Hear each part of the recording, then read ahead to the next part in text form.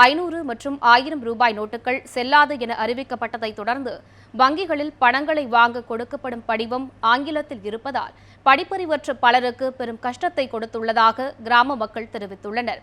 இதுபற்றி நமது செய்தியாளர் அருண்குமார் அளித்த கூடுதல் தகவல்களை பார்ப்போம்.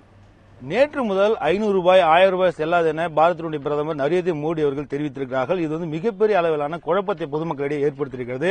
அதையும் தாண்டி தற்போது இன்று முதல் வங்கிகளிலும் மத்திய அரசு அலுவலகங்கள் அதுமாதிரி அரசு அலுவலகங்கள் வாங்கலாம் என தெரிவித்திருக்கிறார்கள். அதற்கான படிவங்கள் முழுமையாக ஆங்கிலத்தில் இடம்பெற்றிருக்கிறது. இது மிகப்பெரிய ஒரு பாமரனுக்கும் சரி அது படிக்காதவர்களுக்கும் சரி கிராமத்து வாசிகளுக்கு மிகப்பெரிய ஒரு அச்சத்தை ஏற்படுத்தியிருக்கிறது. வங்கிகளுக்கு செல்வதற்கே பயந்து கொண்டிருக்கிற இந்த காலகட்டத்தில் இப்போது இந்த மாதிரி ஒரு படிவங்கள் கொடுத்திருப்பது மிகப்பெரிய குழப்பத்தை ஏற்படுத்தியதாக தெரிவிக்கிறார்கள். இந்த பெண்கள் இருக்காங்க, அவங்ககிட்ட கிராமத்தை சேர்ந்தவர்கள் இருக்காங்க, சில தகவலை பெறலாம். சொல்லுங்க, இப்ப 500 ரூபாய் 1000 ரூபாய் இருக்கிறது உங்களுக்கு தெரியுமா? இப்ப ஏதோ மாத்திர பேங்க்குக்கு போனீங்களா? போனாங்க. எங்களுக்கு எழுத படிக்க தெரியாது. நாங்க 10 20 500 ரூபாய் செல்லாதுன்னு சொல்றாங்க. எப்படி நாங்க தமிழ் படிக்க தெரிஞ்சாங்க, இங்கிலீஷ் படிக்க தெரியாது.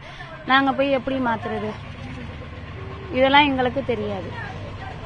அக்கா நீங்க சொல்லுங்க, இப்ப இந்த பேங்க்குக்கு போனீங்களா? நீங்க வீட்டுல எவ்வளவு பணம் வச்சிருந்தீங்க, அது மாத்த போனீங்களா? என்ன சொல்றாங்க பேங்க்ல? பேங்க் போனோம், 10,000 பணம் வச்சிருக்கோம், மாத்த போனோம், சில்லறை கிடைக்கல.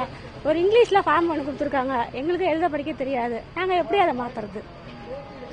இதை முன்னறிவிப்பு இல்லாம கவர்மெண்ட்ல செஞ்சது ரொம்ப தப்பு. இதனால பாதிக்கப்படும் நடுத்தர மக்கள் தான், எங்களை மாதிரி கிராமவாசிகள் தான் ரொம்ப கஷ்டப்படுறோம். சொல்லுங்க, இப்ப நீங்க போனீங்களா? காலைல பேங்க் போனீங்களா? கூட்டம் எந்த அளவுக்கு இருந்துச்சு? என்ன சொல்றாங்க பேங்க்ல? ஃபார்ம் கொடுத்துறாங்க, அதுல இங்கிலீஷ்ல இருக்கு. நாங்க 5வது தான் படிச்சிருக்கோம். அப்படிங்கும் போது எங்களுக்கு எழுத படிக்கலாம் தெரியாது சார். அதை நம்ம தமிழ்நாடு கவர்மெண்ட் எடுத்து தமிழ்ல கொடுத்தா எங்களுக்கு கொஞ்சம் உதவியா இருக்கும். சொல்லுங்க சார், எப்படி சார் இப்ப கிராமத்துல இருக்கவங்க தான் படிக்க தெரியாது, இல்ல சிட்டில இருக்கவங்களுக்கும் பல பேருக்கு ஆங்கிலம் படிக்க தெரியாது. இப்ப எப்படி உங்களுக்கு கஷ்டம் எந்த அளவுக்கு இருக்கு சொல்லுங்க. சிட்டில இருக்கவங்களுக்கு ஒரு சில பேர் தெரியல சார். கிராமத்துல இருக்க நாங்க என்ன பண்ண முடியும்? நாங்க ஃபார்ம் வாங்க போனாக்கா எல்லாமே இங்கிலீஷ்ல தான் இருக்கு, தமிழ்ல ஒண்ணுமே இல்ல. தமிழே எங்களுக்கு தெரியாது. அங்க கேட்டாக்க ஒருத்தர் ஹெல்ப் கேட்டா கூட நான் சொல்றாங்க, எங்களுக்கு வேலை இருக்கு, நீ என்ன பண்ணி பண்ணிக்கிட்டு இருக்கீங்க அப்படின்றாங்க. அதனால நாங்க பெரிய பாதிப்புல தான் எல்லாரும் இருக்கோம். ஒரு கொண்டு போயிட்டு அப்படியே வந்துட்டோம். அப்படியே சொல்லுங்க சார், இப்போ வங்கிகளுக்கு போகும்போது இப்ப எவ்வளவு கூட்டம் எந்த அளவுக்கு இருக்கு? இப்ப எல்லாம் மத்தவங்க பார்க்கும்போது என்ன சொல்றாங்க, ஃபில் பண்றதுக்கு ஆட்கள் இருக்காங்களா, எந்த மாதிரி இருக்கு சொல்லுங்க. காலைல நான் ஆல்ரெடி 9 மணிக்கு பேங்க் போனேன் சார். பேங்க் போனதுல கிட்டத்தட்ட 300-400 பேர் நிக்கிறாங்க. இப்ப நாளைக்கு வண்டி டிவி பணம் போடணும், அதுவே 9 மணி போய் இப்ப ஒரு 2 மணி 3 மணி ஆகும். இப்ப 4 மணிக்கு மேல பேங்க் டைம் முடிஞ்சு போயிடும். நாளைக்கு கலெக்ஷன் பண்ண செக் பண்ண சார் எனக்கு தான் அது அவங்களுக்கு புரிய பண்ணல. அது இல்லாம இங்கிலீஷ்ல ஃபார்ம் கொடுக்குறாங்க. அது இங்கிலீஷ் ஃபார்ம் ஃபுல்லா பண்றது நமக்கு தெரியல. டவுன்ல உள்ளவங்களே கன்ஃபியூஸ் பண்றாங்க. நம்ம அந்த கிராமத்துல போய் பாம்பு புள்ள பண்ண போறோம், அது நமக்கு சரியா புரியப்படல. அது லேட் ஆகும் தான் தோணுது.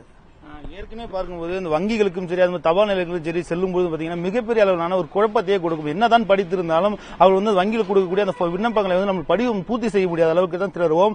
அதே போல தற்போது கொடுத்திருக்கிற இந்த படிவமும் பார்க்கும்போது இந்த படிவங்கள் ஆதார் அட்டைகளை இணைக்க வேண்டும் உள்ளிட்ட அடையாள அட்டைகளை இணைப்பதற்கான சொல்லியிருக்கிறார்கள். ஆனால் படிக்காதவர்களுக்கு இது என்னவென்றே தெரியாது. ஏன்னா கையில் கொடுக்கிற ஒரு வெத்து காகிதமாகத்தான் தெரியும். அதனால் அந்தந்த மாநிலத்தில் இருக்கக்கூடிய மொழிகளின் பேர்ல இது கொடுத்தால் நன்றாக இருக்கும் என்பது இந்த கிராமவாசிகளுடைய கருத்தாக இருக்கிறது.